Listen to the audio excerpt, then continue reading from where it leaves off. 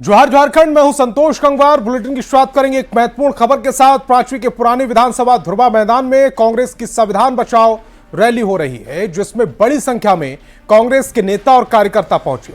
Rally में करीब 50,000 लोगों के शामिल होने का दावा किया जा रहा है। संविधान बचाओ रैली में राज्य भर से जुटे कार्यकर्ताओं में जोश देखने को मिल रहा है।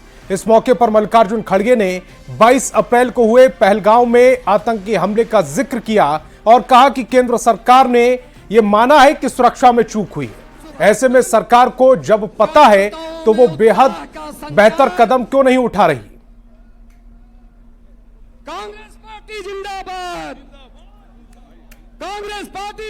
ये पूछता हूं मैं, जब आपको इंफॉर्मेशन आता है आप प्रोग्राम कैंसिल करते हो, लेकिन आप जो टूरिस्ट लोग वहां पर गए थे उनकी रक्षा के लिए भी आप अच्छे ज्यादा संख्या में पुलिस भेज सकते थे।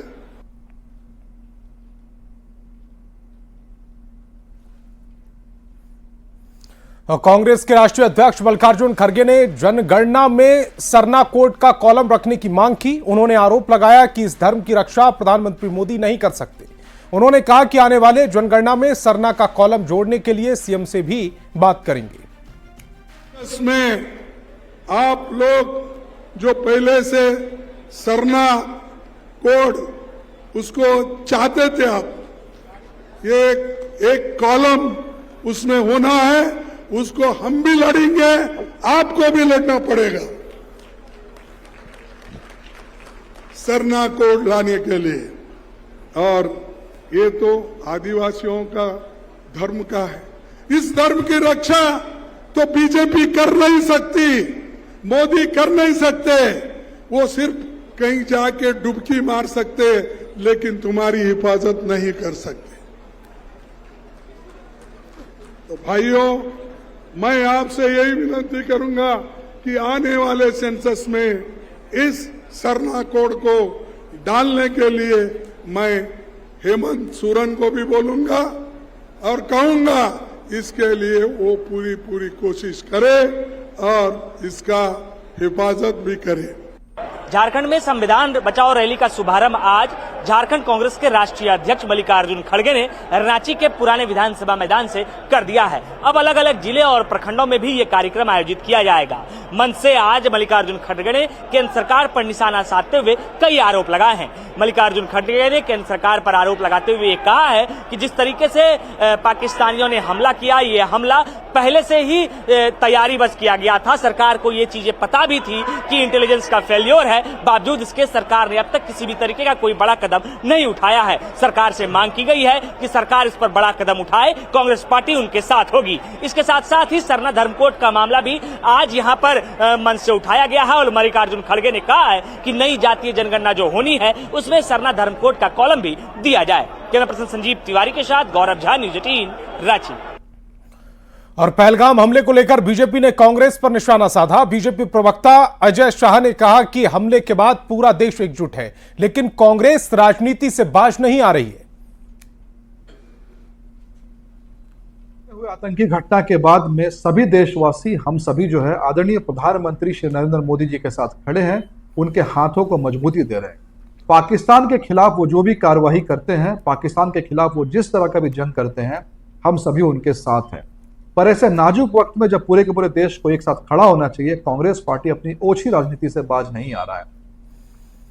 और मुख्यमंत्री हेमंत सोरेन आज मल्लिकार्जुन खड़गे से मिलने बीएनआर पहुंचे। दोनों नेताओं की होटल में मुलाकात हुई। इस दौरान विधायक कल्पना सोरेन, मंत्री दीपिका पांडे सिंह, शिल्पी नेहा तिर्की भी मौजूद रहीं।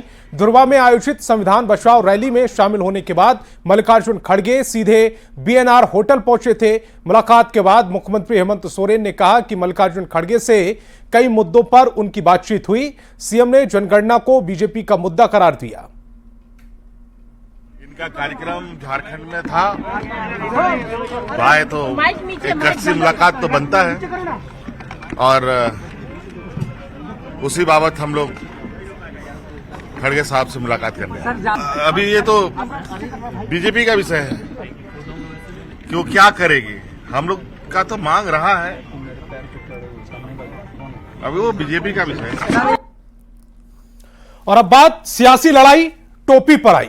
झारखंड में लव जिहाद और धर्मांतरण के मुद्दे पर रघुवर दास ने हेमंत सरकार पर जोरदार हमला बोला।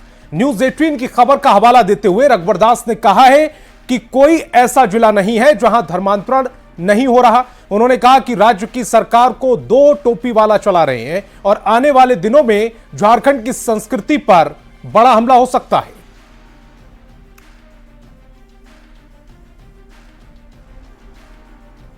धर्मांतरण बड़ी जोर शोर से हो रही।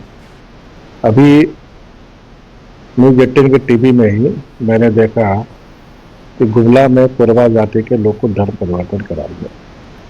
कोई ऐसा जिला नहीं है जहां बड़े जोर शोर से धर्म परिवर्तन चल रही है। इस राज्य तो 2 टोपी चला रहा है और दोनों विदेशी धर्म को मानने वाले,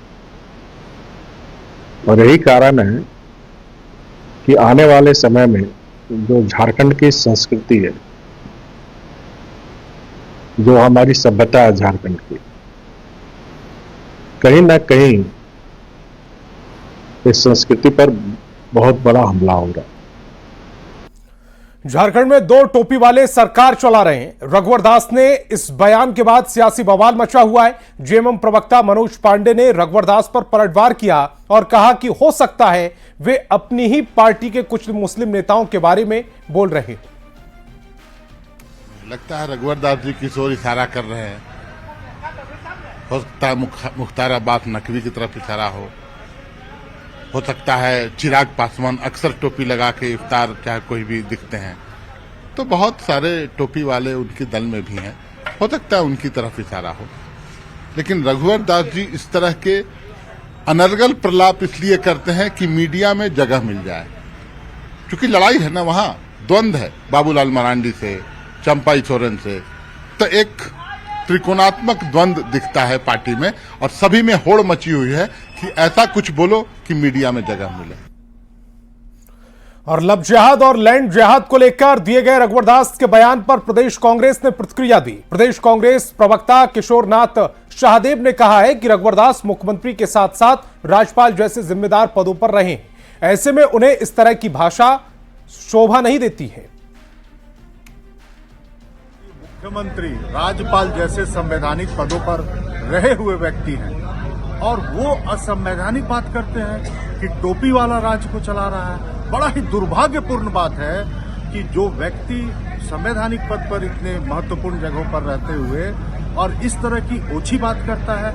अगर देश के अंदर में विदेशी घुसपैठिया है तो इसके लिए जिम्मेवार बीजेपी है और देश के अंदर में कई राज्यों में उनकी सरकारें हैं। क्यों नहीं वहां से पाकिस्तानियों को और दूसरे विदेशी जो है उनको बाहर का रास्ता वो दिखाते हैं। और झारखंड में धर्मांतरण के मुद्दे पर सियासत धधक रही है। लगातार सामने आ रहे धर्मांतरण के मामले पर झारखंड बीजेपी के प्रभारी लक्ष्मीकांत वाजपेयी ने कहा कि धर्मांतरण के खिलाफ जो कानून है उसके हिसाब से सरकार को कार्रवाई करनी चाहिए, क्योंकि लोकतंत्र में धर्मांतरण की कोई आजादी नहीं है, कोई जगह नहीं है। अगर सरकार इनके खिलाफ कार्रवाई नहीं करती है तो जनता इसका हिसाब कर देगी। लोकतंत्र में ऐसा भी अधिकार नहीं मिला हुआ है कि धर्म परिवर्तन किया जाए और इस तरीके से किया जाए। और धर्म परिवर्तन को रोकने के कानून अगर राज्य सरकार नहीं रोक रही तो राज्य सरकार की गलती है, ये राज्य सरकार के अधिकार क्षेत्र में आता है। लेकिन आज ज्वलंत प्रश्न हमारे सामने है पहलगांव, और पहलगांव के आतंकवादी घटनाओं का जवाब देना, तो हम उस पर जवाब पहले देंगे प्राथमिकता पर। सर, सबसे बड़ा मुद्दा यह है कि यहाँ लगातार आप देख रहे हैं कि झारखंड में धर्म परिवर्तन हो रहा है। नहीं, धर्म परिवर्तन के लिए कानूनी कार्रवाई अगर सरकार नहीं कर रही तो समय आने पर सरकार भी उसका परिणाम देखेगी। पहलगाम में आतंकी हमले के बाद देश भर में सुरक्षा को लेकर 7 मई को मॉक ड्रिल किया जा रहा है, जिसके लिए केंद्रीय गृह मंत्रालय ने सभी राज्यों को तैयारी को लेकर जरूरी दिशा निर्देश दिए। देश भर के 244 जिलों में लोगों की सुरक्षा को लेकर मॉक ड्रिल किया जाएगा। झारखंड में भी कल कई जगहों जैसे स्कूल, स्टेशन, रेलवे स्टेशन, बस अड्डा समेत भीड़भाड़ वाले इलाकों में मॉक ड्रिल रखा गया है, जिस पर बीजेपी ने कहा कि वो इस मामले में राज्य भर के एक्शन के साथ है। जो सत्ताधारी जेएमएम का भी दावा है कि देश की सुरक्षा को लेकर केंद्र सरकार के हर फैसले के साथ विपक्षी खड़े हैं।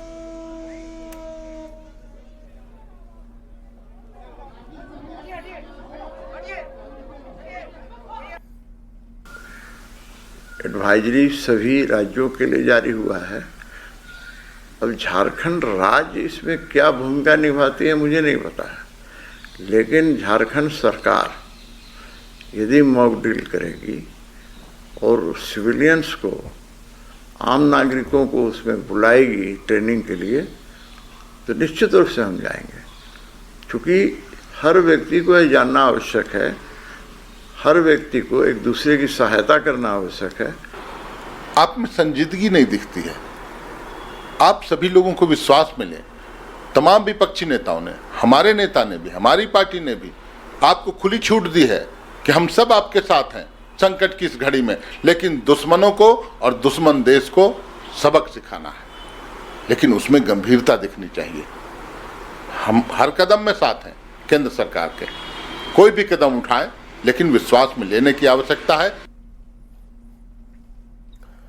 पहलगाम में आतंकी घटना के बाद देश में सुरक्षा को लेकर गतिविधियां तेज हो गई हैं। देश भर के 244 शहरों में कल 7 मई को मॉक ड्रिल का आयोजन किया गया है। 1971 और कारगिल युद्ध में पाकिस्तान के खिलाफ लड़ चुके रांची के रिटायर्ड कर्नल LJ देव ने अपने अनुभव साझा किए। मॉक ड्रिल को लेकर तकनीकी बातें बताई और आम नागरिकों से देश की सुरक्षा के लिए तैयार रहने की अपील की। रिटायर्ड कर्नल LJ देव से बात की संवाददाता संजय कुमार सिन्हा ने। मैं कर्नल देव हैं, रांची के रहने वाले हैं, लेकिन 1971 में पाकिस्तान के साथ जो युद्ध हुआ था, जिससे बांग्लादेश अलग हुआ था, साथ में कारगिल जो युद्ध हुआ था, उसमें भी वो लड़ाई में शामिल हुए थे। सीधे हम उनसे बात करेंगे। सर, सबसे पहले न्यूज 18 में आपका स्वागत है। धन्यवाद। बहुत सर, एक जो बात आ रही है कि इस जो अभी पहलगाम की घटना के बाद जो एक तस्वीर बनी है और फिर मॉक ड्रिल का आयोजन, कैसे देखते हैं इसको? देखिए, जो मॉक तस्वीर जो बनी है वो बहुत जरूरी है और इसमें मॉक ड्रिल भी बहुत जरूरी है। मॉक ड्रिल में उद्देश्य ये है कि बाकी हमारे जितने झारखंड के और भारत की जनता है, हर जगह हर राज्य में मॉक ड्रिल किया जा रहा है ताकि हमारे लोगों का कम से कम नुकसान हो, किसी को नुकसान हो ही नहीं। और मॉक ड्रिल में जिस तरह से फायर फाइटिंग किया जाता है, आग आग आग आग चिल्लाते हैं, उसी तरह से जैसे ही किसी भी शेल या बॉम्ब का आवाज आता है, अगर कोई फायर करता है दुश्मन, उसकी आवाज आती है, उसे 1.5-2 मिनट के अंदर आदमी को अपने घर से जो कुछ भी काम कर रहा है उसको छोड़ के बाहर निकल के जमीन में लेट जाना चाहिए, खुले जगह में, ना घर के अंदर, ना पेड़ पौधे के नीचे, खुले में या तो गड्ढे में जाके सीधा आप लेट जाइए। सायरन की भी बड़ी चर्चा है सर। हाँ, सायरन क्या है? वो सायरन जब बजेगी तभी जब लोगों को पता चलेगा कि अभी आ रहा है। अभी घर में कोई बैठा हुआ अपना काम कर रहा है, कुछ कर रहा है, उसको पता नहीं चलेगा कि अभी बम आ रहा है, सेल आ रहा है। कुछ ऐसी कोई स्थिति बनती है तो झारखंड इसमें कहाँ किस रोल में होगा और कितना संवेदनशील होगा? देखिए, झारखंड संवेदनशील है हर रास्ते में। अब आप देखें कि कुछ आतंकवादी या जो कहे कि देशद्रोही लोग अभी झारखंड धनबाद में पकड़े गए हैं, इसी तरह से कई और भी होंगे झारखंड में। तो इसीलिए हो सकता है कि अपने आप ही ये लोग टारगेट को सुनिश्चित करें। ये मॉक ड्रिल जो कम से कम 2-3 बार 4 बार होना जरूरी है ताकि सब जनता जान जाए, स्कूल में, रेलवे स्टेशन में, बस अड्डा में, सिनेमा हॉल में, जैसे रांची के फिरायालाल चौक में, बिग बाजार, जहां भी शॉपिंग कर रहे हैं लोग, घूम रहे हैं, तो इस तरह से ये बहुत जरूरी है। देखिए, कर्नल देव जो बता रहे हैं उसे ध्यान से सुनने और समझने की जरूरत है कि जब मॉक ड्रिल की स्थिति बनेगी तो वैसी स्थिति में आप भी शामिल होइए, क्योंकि आपकी व्यक्तिगत सुरक्षा एक सामाजिक सुरक्षा है और जब समाज सुरक्षित होगा तो राष्ट्र भी सुरक्षित होगा। कैमरामैन संत के साथ संजय कुमार सिन्हा, न्यूज 18 रांची।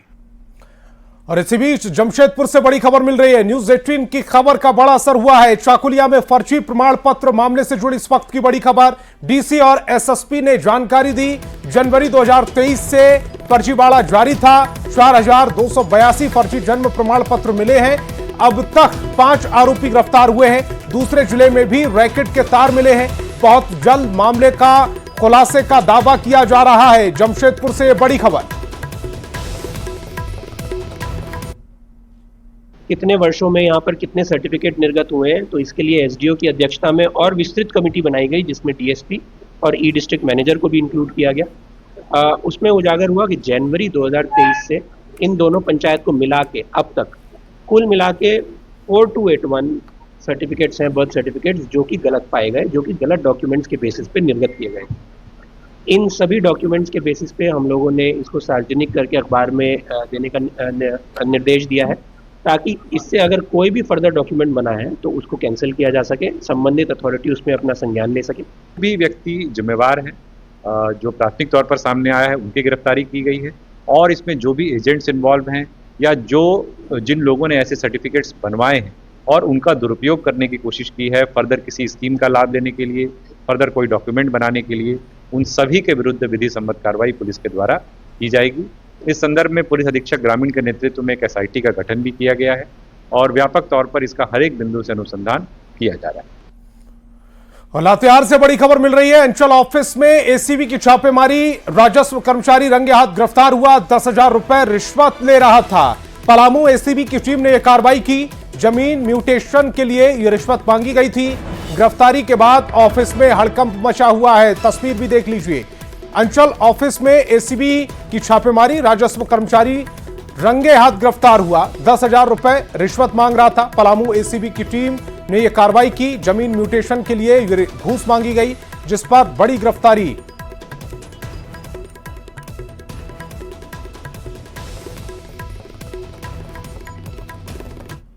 अब बड़ी खबर मैया सम्मान योजना से जुड़ी हुई है। मैया सम्मान योजना के लाभुकों के खाते में 15 मई को 2 महीने की सम्मान राशि भेजने की बात सामने आई। इसे लेकर खास तौर से आधार सीडिंग का काम भी तेजी से किया जा रहा है। रांची में कुल 4,60,000 स्वीकृत लाभुक हैं और अभी 29,000 लाभुकों की आधार सीडिंग बाकी है। मामले को लेकर रांची DC ने बताया है कि काम को पूरा करने में आंगनबाड़ी सेविका भी जुटी हुई है। वहीं बैंक को भी निर्देश दिए गए हैं कि मैया सम्मान योजना के लाभुकों का काम प्राथमिकता के आधार पर करें। शहरी इलाके में जो है बैंक्स में जाके लाभुकों को वो जो आधार सीडिंग जो करवाना पड़ता है, क्योंकि बैंक में अन्य कार्य भी चलते रहते तो कभी कभी इनका नहीं हो पाती है। तो उसी को लेते हुए हम लोग LDM को और सभी बैंक के साथ बैठक करके उनको अनुरोध किए हैं कि मैया सम्मान के जो भी बेनिफिशियरी आएंगे तो उनके प्राथमिकता आधार पर उनका आधार सीडिंग करवा देंगे। और रांची से बड़ी खबर मिल रही है। रिम्स के निदेशक को बड़ी राहत मिली है। पद से हटाने पर आदेश वापस होगा। सरकार ने हाईकोर्ट में यह भरोसा दिलाया गया है। महाधिवक्ता ने कहा है कि आदेश वापस होगा। डॉक्टर राजकुमार को निदेशक से हटाया गया था। डॉक्टर राजकुमार ने आदेश को चुनौती दी थी। कागजी प्रक्रिया में कुछ वक्त लगेगा। बतौर रिम्स निदेशक अपना जो कामकाज है, कार्यकाल है, उसको जारी रखेंगे।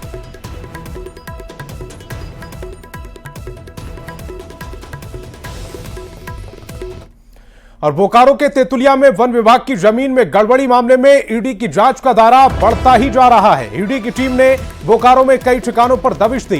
बोकारो स्टील के नगर सेवा भवन विभाग के अभिलेखा एवं आवंटन विभाग महाप्रबंधक AK सिंह कार्यालय के साथ साथ अभिलेख एवं आवंटन विभाग के अधिकारी कागजातों को खंगालने में लगे हैं। एक टीम चास के राणा प्रताप नगर में महेश नागिया के यहां लगातार पूछताछ कर रही है। तेतुलिया वन भूमि को तत्कालीन बिहार सरकार ने अधिग्रहित कर बोकारो स्टील को दिया था, जिससे बोकारो स्टील के द्वारा जमीन माफिया को NOC दे दी गई, जबकि नए सर्वे में उक्त वन भूमि बोकारो स्टील की बताई जा रही है। तो ईडी की जांच का जो दायरा है वो लगातार बढ़ता जा रहा है। बोकारो से बड़ी खबर, जहां पर बोकारो स्टील में ईडी की दबिश हुई है। नगर सेवा भवन में ईडी ने ये दबिश डाली है। तेतुलिया में जमीन घोटाला मामले से जुड़ी ये बड़ी खबर।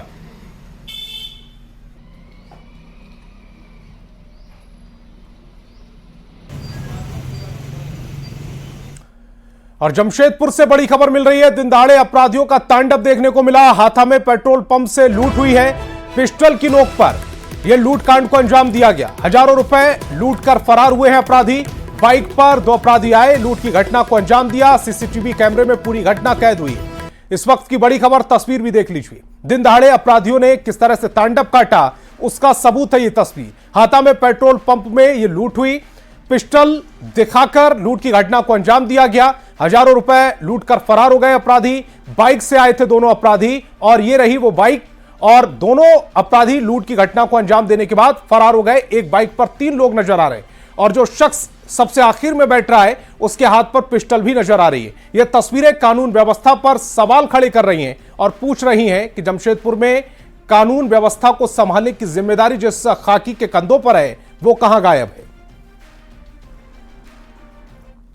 और चाईबासा से बड़ी खबर मिल रही है। 2 कारोबारी के ठिकानों पर छापा मारा गया। जीएसटी की टीम की यह छापेमारी जारी है। मनोज पटेल और मुन्ना पटेल पर छापा पड़ा है। क्रशर और गिट्टी के कारोबारी हैं दोनों। व्यापार और जीएसटी से जुड़े कागजात की जांच की जा रही। 4 दिन पहले भी 3 कारोबारी पर छापा मारा गया था।